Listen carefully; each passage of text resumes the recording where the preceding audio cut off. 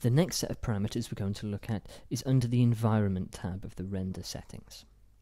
Again, if I come to Arnold Renderer, let's close our sampling ray depth, and we have our Environment tab. And there's fewer things for us to look at in here. We have background information and we have atmosphere information. And so we're going to load up a scene and have a look how these parameters work and what we can do with them. So I'm going to go to File, Open Scene. I'm going to go to Red House, and I'm going to open Red House. And the Red House scene is a piece of architecture, and we can see it has a directional light, and it hasn't got anything else in the scene at the moment. If I open my render settings, we can see that it has 3 anti-aliasing samples, 2 for the other type of sampling, and if I look at my ray depth, I have a diffuse ray depth of 3 and 2 for the others, so it's not anything particularly complicated. We're going to see shortly that I know that I'm going to need more rays for my windows because I actually have windows at the front and windows at the back, but we're going to look at that momentarily. The first thing I'm going to do is produce a quick render, and we can see that this is a basic scene, that it has some decent lighting from the sky in it, that it has some good texturing applied onto it, and we can see how the anti-aliasing works as it runs through the render settings. But what I want to be able to do is use those environment menus and see what we can actually produce from them. So coming into my Arnold settings, I can go to Environment, and if I right click in background, I have 2 different options. I have a sky shader and I have a ray switch shader. The ray switch shader we're going to be looking at when we come to the shading part of our Arnold tutorials, and so we're going to leave that for the minute, and right now we're going to look at the Create Sky shader. Once I connect this into the box, I then get some other information here in the right hand side, and what this is going to do is this is going to render in our scene using a sky shader. If I now create a new IPR render, immediately we'll see that we get a different view in our render, that we are now seeing a white background in our shot, and we can see that we are seeing it through the different windows in our shot, and it's actually lighting as well. And if I look under my render stats, we can see how it's affecting our scene. So at the moment this is casting shadows, it has primary visibility, and it has visibility in the diffuse, glossy, but it doesn't have them in reflections and refractions.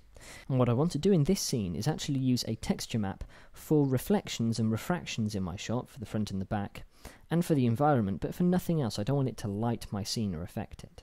So what I'm going to do is I'm going to come up to my color parameter, and I'm going to add a file input.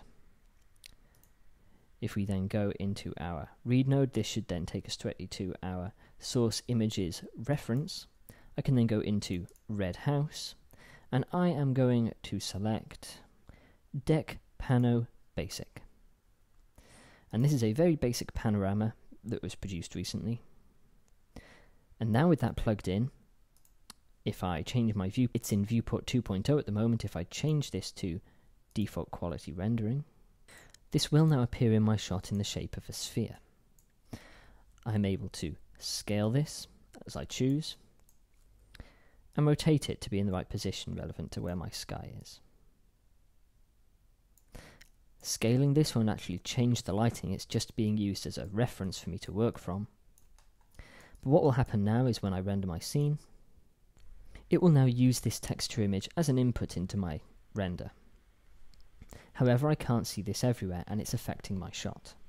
So what I want is I want to turn off cast shadows. I don't want this affecting the shadows in my scene. I want to turn off visible in diffuse and visible in glossy because I don't want it to appear in specular highlights or actually affect the diffuse channel at all, the GI, but I do want to see it in reflections and I do want to see it in refractions. So now I have it, so I should be able to see it in the glass within my shot, I should be able to see it through the glass, and I should be able to see it behind the shot as well. So now in my render I can see my global map in the background of my shot. I can also see it in the reflections of my shot, but I can also see that I'm having a problem in the back of it. I don't have a sufficient ray depth for everything. So what I need to do is I need to go into my render settings, I need to go to my ray depth, and I need to increase my refraction ray depth. I need to increase this to 4. I'm actually going to increase it to 6 just in case to make sure that this is working. And now when I create an IPR render, I should be able to see all the way through my building, all the way through the panes of glass necessary. as I can, so I can now see through the building. So this is where the ray depth will start to come in useful, especially when we're working through several panes of glass. So I can see the reflections working properly here. If I come to the other side of my building, I can see the trees reflecting in my glass properly as well. If I want to brighten up my image, I can use the intensity slider to make my background brighter or darker as I see fit. But this is not actually affecting the lighting of my shot, it's just the reflections. This used to be the method that we used for creating HDRI map lighting, but we have now moved on to using a Arnold-specific skydome light that we're going to be looking at in a later tutorial. But this is the method I tend to use if I need to see reflections or if I need to see a map directly in the viewport of my render. As well as the background input, we also have an atmosphere input. And within this, we have 3 different options for us to work from. The first one we're going to look at is fog. When I add this and create a fog shader, if I then close my render dialog and start my IPR, we will see that we get a slight fog effect in our scene, dependent on the direction we're working in. And so we can see the first thing is the direction that it's working in. This is working in the Z direction, so it's working towards the camera along the Z axis. Normally I want fog to work along the Y axis as a ground fog. So if I set my Y to 1, you can see now it's 45 degrees because of the pair of them, and set the Z to 0. So now I can see I have fog working in the Y direction. We can see that we also have controls for color. I can apply any color I want into here. I have controls for distance, which specify how dense the fog should be. So the higher the number, the denser the fog will be. So if I set that to 0.1, set it much lower, 0.001, it'll become far thinner.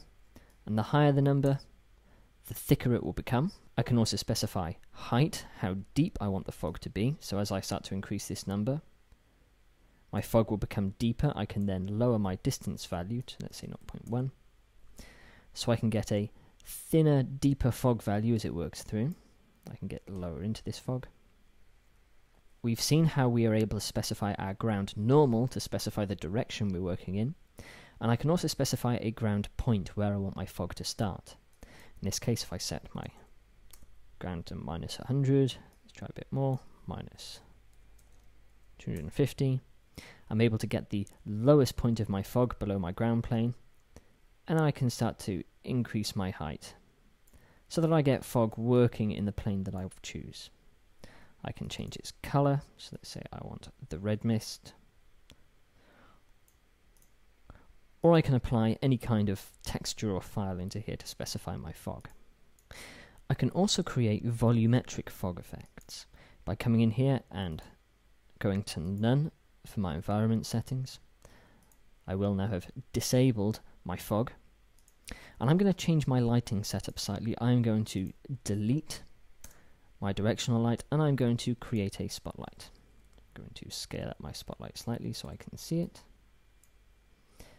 and then going to look through my spotlight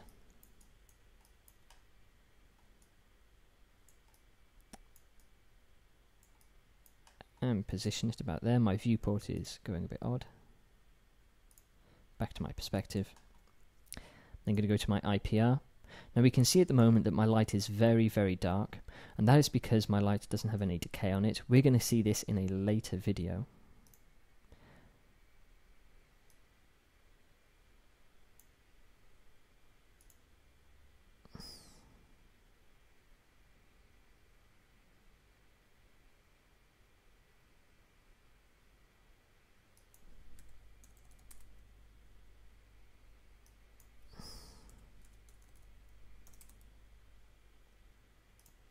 I'm also going to remove my sky shape, so I'm just getting lighting from this one source in the middle of my scene. And so what I'm now able to do is I can go to my render settings, and I can go to volume scattering. And at the moment this won't do anything, but if I slowly increase my density amount, then go back to my IPR, we will now see that we get volumetric lighting. This is creating atmosphere for us to work with within our scene. And so I'm able to specify how dense it should be. I'm able to specify the color of my atmosphere. so I can make it a more bluey atmosphere, or red if I choose. Again, this can be used with textures. I'm then able to specify attenuation. And attenuation will limit how far the ray can pass in our scene. So as I start to increase this amount, you will see that the light is incapable of passing further. It's as if the atmosphere is thicker and is blocking down the amount of light that can pass through. As I keep increasing this, my light effect becomes less as my ray can't get as far into my scene. Again, I can specify an attenuation color and an attenuation amount. And this works counterintuitively, so I've specified a red color, and what this is doing is it's slowing down the red light in our scene, so all we're seeing is the blue. And as I continue to increase my attenuation, the further my ray gets away, the bluer it becomes as my red light is being filtered out. We also have anisotropy settings, and these change the bias of my light direction. If I increase these values, it gives more bias towards the light direction which it's facing. If I have negative values, it puts values more towards the direction that it isn't facing. So if I change my perspective, moving closer towards my light, and start to increase my anisotropy, we will see that it scatters more rays in the direction that we're facing, and as I pull further away, it scatters more rays in the opposite direction.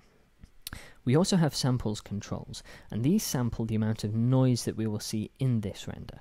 If I drop this samples all the way down to 1, we can see that we get very noisy volumetric scattering, and if I increase this to, let's say, 6, it will smooth it out dramatically. Remember that anything where it says samples in this situation, this is going to be the square of this value multiplied by the AA samples as well. So if I lower my AA samples, I can see that my volumetric scattering, if I restart my IPR, will lower in quality as well.